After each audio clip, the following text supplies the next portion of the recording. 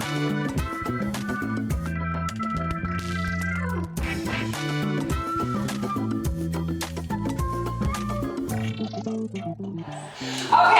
so I'm going to review what we've been talking about.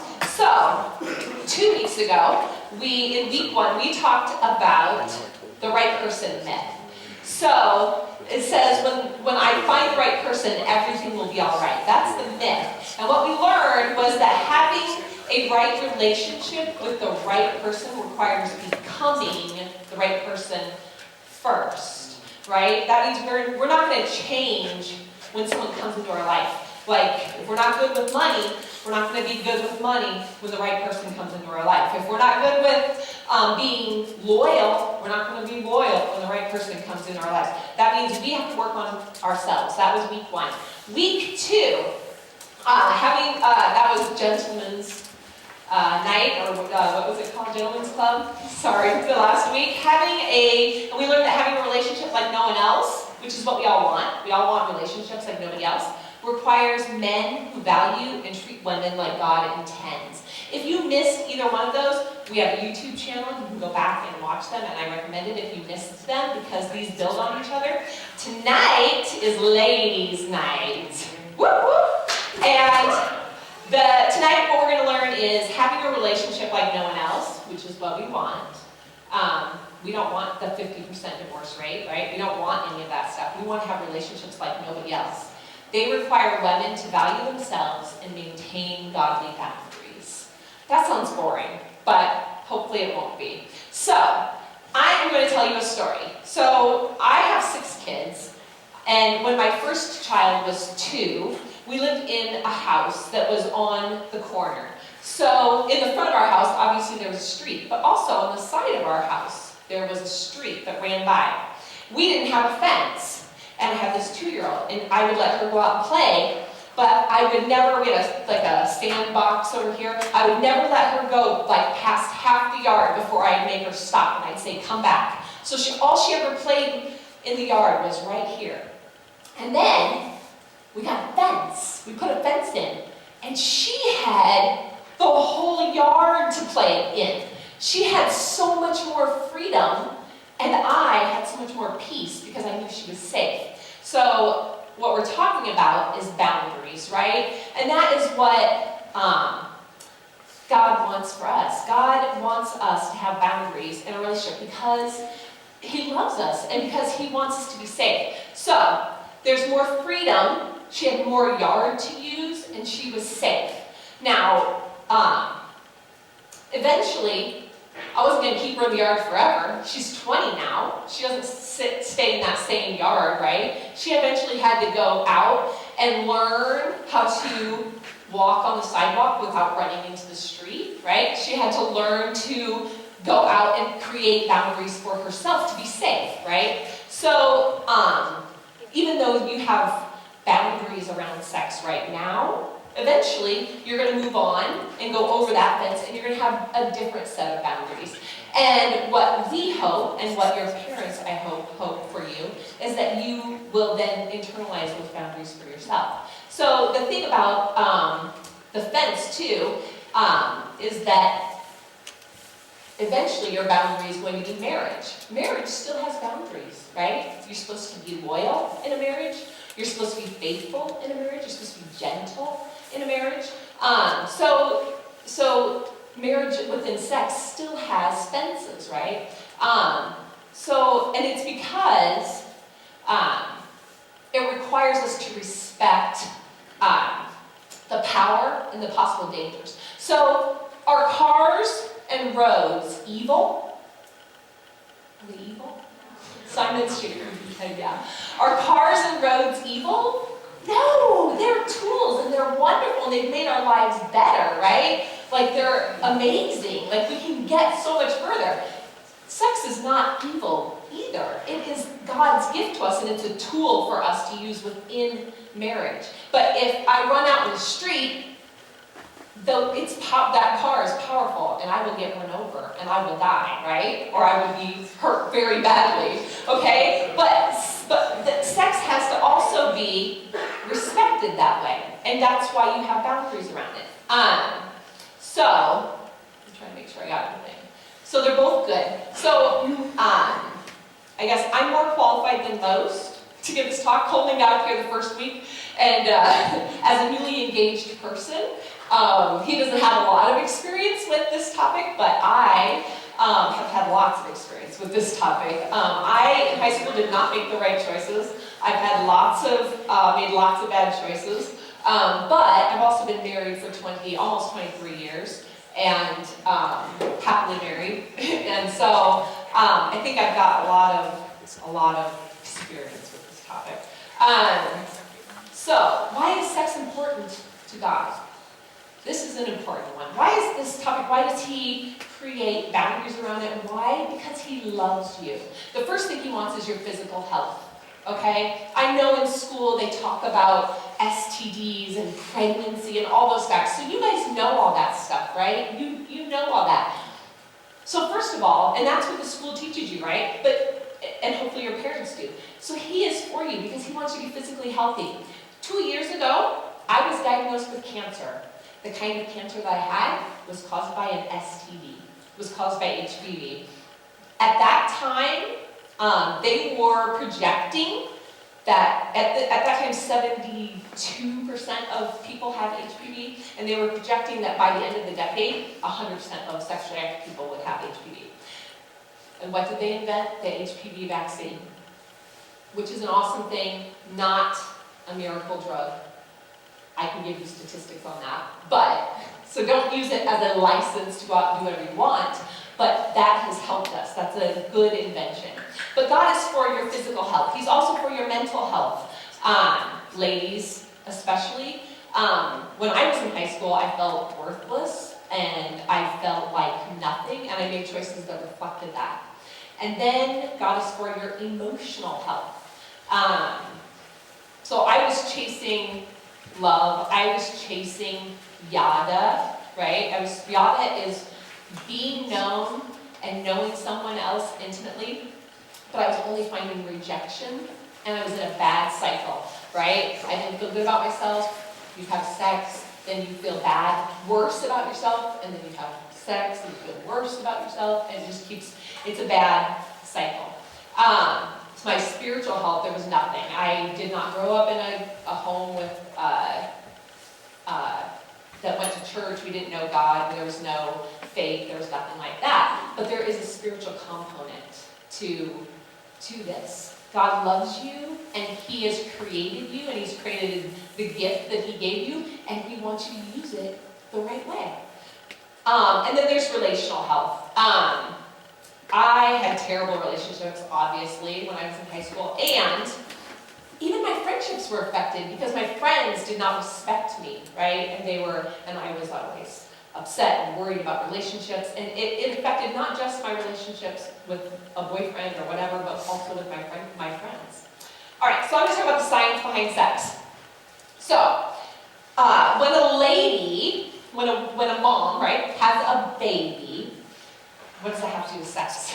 When she has a baby, she downloads a whole bunch of progesterone. And that progesterone bonds her to her baby, right? It would be sad, right, if we didn't care about babies, if we just had babies and we just whatever. No, God has given us hormones that make us bond to that baby and make us love, and like we can't even help ourselves. I can't help loving my babies. I can't help loving my children because I downloaded a whole bunch of hormones when that happened. And in fact, and boys, this happens to you too, you actually have progesterone. It's not just a girl hormone. You need it to make testosterone, but you have it too.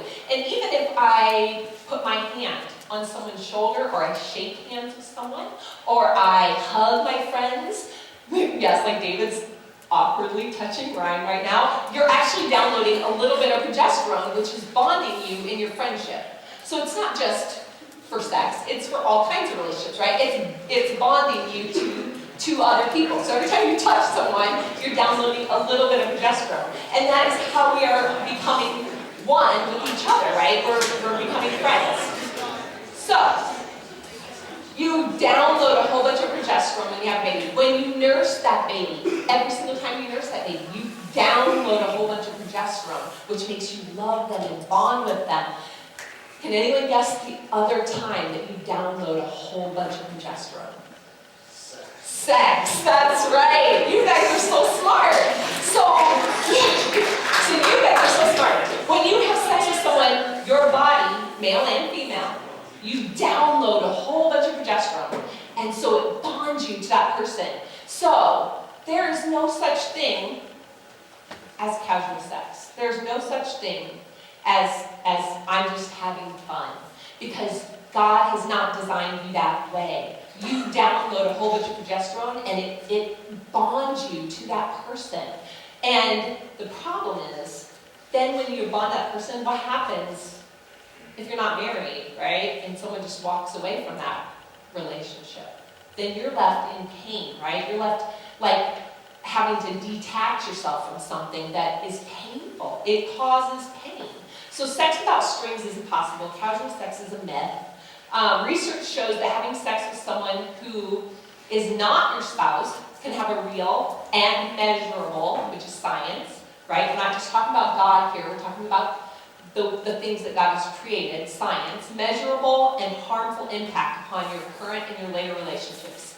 If you love your boyfriend or your girlfriend, you are literally sabotaging your relationships by having sex. So when a guy says, oh, but we love each other, then you say, if you loved me, you would not want to do this. Because that's really what love is. It is the opposite of what we want to believe. When we give ourselves away, and this is what sex is, it's a full giving of yourself away. Your emotional self, your physical self, your spiritual self, it is totally giving yourself away.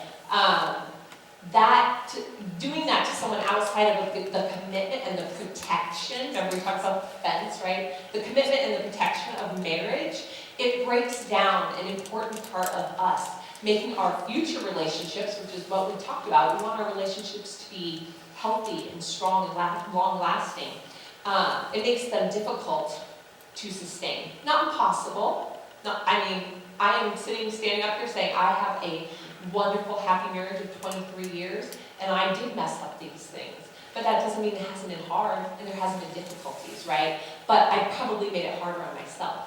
So don't sabotage what you really want, which is healthy, long-lasting relationships, by prematurely having sex. And then let's talk, ladies, about self-esteem. When I was talking to Coleman about this series, we were kind of brainstorming what women struggle with.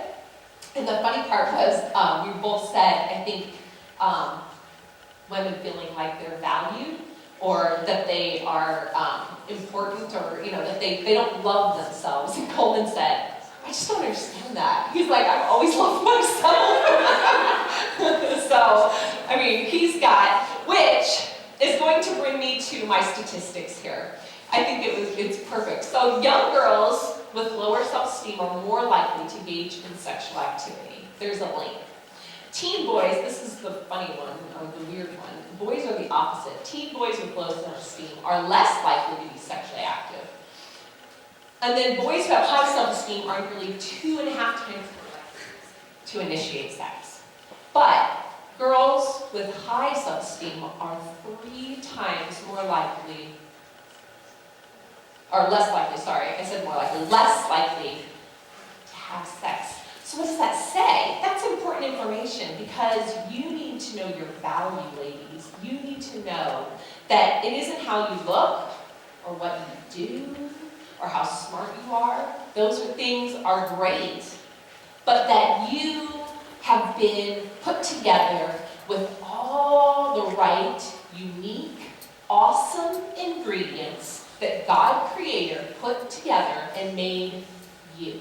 He made you with your own set of ingredients, and you are valued because of that. You have intrinsic value. Intrinsic value means you were valuable from the minute you were born. You have it in you because God breathed His life in you, and you, no matter what the world says, you are valuable. And if you believe that in your heart, you're already one step ahead of the game.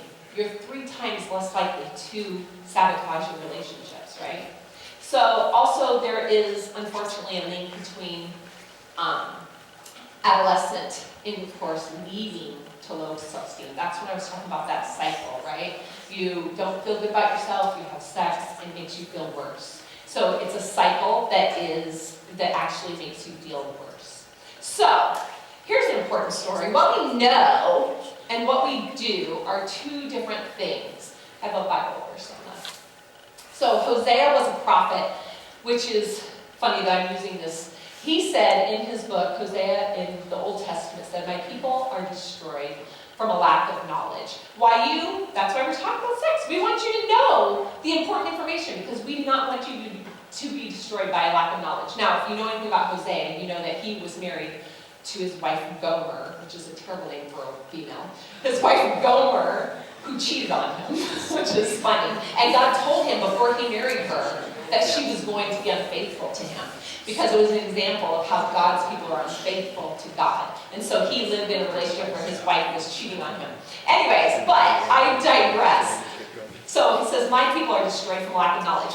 Like, how many times are you guys told that knowledge is power, right? They love to say those things in school. Knowledge is power. You're going to be so powerful. You're going to be so smart. Well, I thought that too. I didn't grow up in the church. I didn't grow up with parents who talked about sex, right?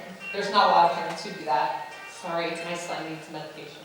Things going on. My camera's not. And so when I grew up and got married, I have all these kids. I was going to do it different, right? I literally have a library. I have shelves of books about sex and how to teach your kids sex. I have been known at YU as the sex lady because I know a lot about sex. I informed myself so that I would not let my children be destroyed from a lack of knowledge. The problem is, how many times did I say I was going to save them in my own power. And I was going to save my kids. But guess what? Salvation comes from the Lord. Salvation doesn't come from me. So, when my daughter, the one that was toddling around at 2, when she was a senior in high school, she got pregnant. As a teen mom, she has a baby who's going to be 2 next month. And she's precious and we love her to death. But I was devastated because I thought I was going to do it different than my parents, and I was going to teach them God's commands, and I was going to do it the right way. It didn't work. It didn't work. And so guess what? Satan wanted me to feel like a failure. Like, you can just stop teaching about sex now because it doesn't work. Right? Nobody's listening. Right? Well, here's the thing. What we know, this is what I've learned since then, and what we do are two different things. 95% of decision making is based on feelings, not on what you know, not on the truth, not on facts. This is actually statistics. This is actually science again. 95% of what you do. So if I have 95 cents in my banking account, which might be true, and I go to Target and there's a tank top that I think is adorable, I feel like I just want to own it. So I get out my check and I write a check, or I use my credit card. And my decision making is not based on the fact that I have 95 cents in my account. It's based on feeling, right? Well, we do that all the time. So, is it downloading a progesterone? So it is powerful on purpose. It's been made powerful by God on purpose to make you bond with someone because He wants that for you. He wants you to be in relationships. So it's to create intimacy with the person that you're going to be with forever. And that is the purpose of it. So that's an important thing to remember. When you are making decisions from now on, remember, is this an emotional decision or a factual, truthful decision? Am I standing on my convictions, or am I just going with the flow and how I feel right now? And I want to make a side note about sexual assault, ladies. There were a lot of topics that I had to cut from this talk that I could talk about, because I could talk about all this stuff for hours. I could talk about sex trafficking, I could talk about all this stuff. I want to talk about sexual assault. If you've ever been sexually assaulted, first, the person who did that to you is 100% responsible. Children are not to blame, so if you were a child and you were sexually assaulted, you are not to blame for the actions of adults or even teenagers older than you. And young women are not to blame for the actions of a man who forces himself or even coerces you into sex. So that being said, though, my first sexual experience was rape. And that young man did not stop when I said no. And he is 100% responsible for that decision. But that being said, I put myself in a vulnerable position. As a high school student, I went to his dorm room at Creighton. We were alone. And I put myself in a vulnerable position. I'm not to blame for what happened, but I should have protected myself and not put myself in a vulnerable position. And that is why, that's part of boundaries. Not every situation is something that we as women can control. Not every situation with sexual assault, but that is one that I probably could have avoided, right?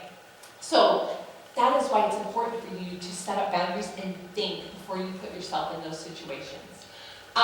So the next right thing. So you can have the pain of saying no now, or you can have the pain of regret later. And the pain of saying no now is hard because of self-esteem issues, right? The message of the world that it's okay, everyone's having it, it's casual, it's fun, it's whatever. And our deep desire for close relationships, yada, right? We want to know someone deeply and we want them to know us and we desire that, and God actually wants that for us. So it's hard to say no now. Or we have the pain of regret later, and the part of the pain of regret later is that is Satan's playing field. He is called the accuser in the Bible because he loves to tell us, you messed up, and you are guilty, and I'm going to tell on you. He loves to do that, and then it keeps us feeling bad about ourselves, keeps us in a place where we don't tell anybody, keeps us in a place where we don't get healthy, right? So, the first step is to create and maintain boundaries. Remember that your parents' protection comes from a place of love. When I put that fence in my yard for my daughter, it wasn't because I wanted to ruin her fun for running out in the traffic. I loved her and I wanted to protect her. If your parents have rules around sex, please, please obey them because they love you and they are just trying to protect you. So I have some questions about maintaining boundaries that I just want you to think of. These are just ones I thought off the top of my head. So, do you have an open social media account? I am friends with some high schoolers on social media, and I can tell you the ones that have open social media accounts. And I mean, I just panic in my soul for them because you guys have to have closed accounts. There are creepy people out there, guys and girls. Do you accept friend requests and followers you don't know? Don't do that. In fact, there was a resource officer the other day who was telling me that he creates fake accounts and gets high school students to friend him on social media. He finds out where all the parties are, and he tells them, he does a little test. He tells them to get out their phones, and he says, show me who you don't know. And he says, no. He shows them, no, that's me. I created that account. That's not who you think it is. So be careful about who you allow to follow you. So do you engage in sexual activity on social media, i.e. sending nudes, etc.? That is opening a door and introducing ideas that are hard to go back from. So I recommend not doing that. And if you have done that, it's okay. It's okay. We can turn back and we can fix that. And do you this one was controversial for Dane. Do you spend time alone with a boy or your boyfriend? And I don't mean alone. If you're at your parents' house and you're in the living room and your parents are in the kitchen, that's not, you can be alone with somebody. But I'm saying, are you at home alone where there are no parents around? Are you going to places where there are no adults or no one holding you accountable. No one is there. You are putting yourself in a vulnerable position.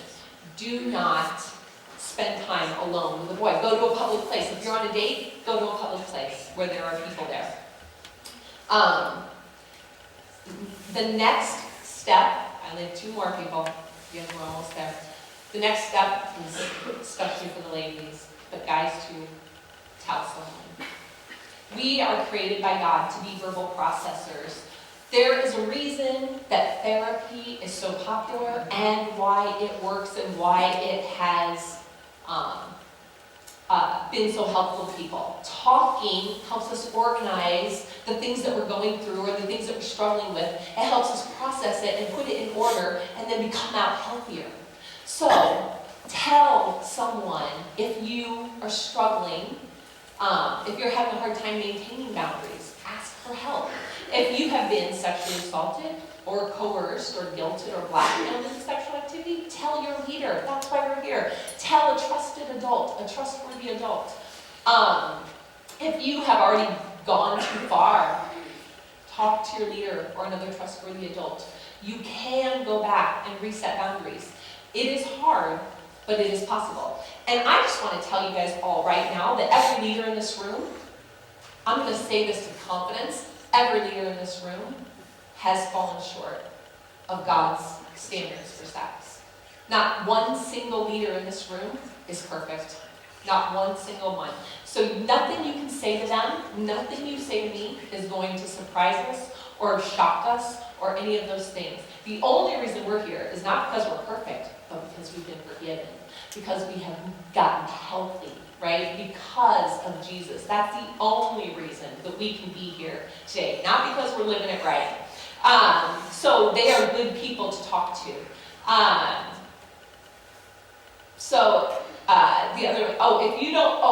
If you don't believe that you're valuable, or that you're desirable, or that you're that you're lovable, I also want you to talk to a leader because that is a lie. In fact, on your things that we got, and some of you came to the retreat, and you guys are going to get these in the card in small group. Some of you came to the retreat in January, and we talked about who you are. And these were just some things in the Bible, and you guys will get this, it has Bible verses. You are, and I want you to hear this, you are wonderfully made in Psalm 139. You are God's masterpiece. He made you unique. A masterpiece is a one of a kind, you guys. That's from Ephesians 2:10. You are also chosen. You are chosen by God. He chose you from 1 Peter 2:9. You are loved. Romans 8:38-39. In fact, I have a tattoo of that one. You are a child of God. He created you. From 1 John 3:1. He delights in you. I love that one. Can you imagine walking in the room and anybody, like God's like your grandma, he's like so delighted to see you. Like, oh my gosh, you're here! You know, he's delighted to see you. You're a winner in Romans 8:7. You are not alone in Isaiah 41:10. You are forgiven in Romans 8:1. And you are valuable in multiple verses, Matthew and Psalms. You are valuable. So you're going to get these because I want you guys to put these in your Bible or wherever you'll see them, on your mirrors in your room. Ladies especially, I want you to see these and I want you to believe that about yourself because you will be stronger for it. And the last step, you guys, is turn to Jesus. If you have already crossed boundaries in your relationships, there is forgiveness and there is mercy and there is healing in Jesus. He is crazy about you. I can only stand up here because I've been forgiven and I've been healed from all the mistakes that I have made. We have all messed up and we all fall short of God's standards. God doesn't ask us to clean up our behavior and then come to Him. He says, come to me and I will make you clean. Jesus is full of truth. That's the rules, right? He's full of truth. He's like, here's the rules to make you be healthy. But He's also full of grace and full of mercy. Not a little bit of mercy and a little bit of grace. Not a lot of truth and a little bit. He's full of both. And trust me, that is hard. I had to walk through that with my daughter when she was a teen mom. I had to be full of truth and tell her the truth. This was a bad idea. And I had to be full of mercy and grace and love for my daughter. So it's hard for humans to walk through that, but Jesus is full of both, and he wants to give you both. So I know because he has forgiven me for my past, and he has taught me the truth so that I can live healthier. And I want that for all of you.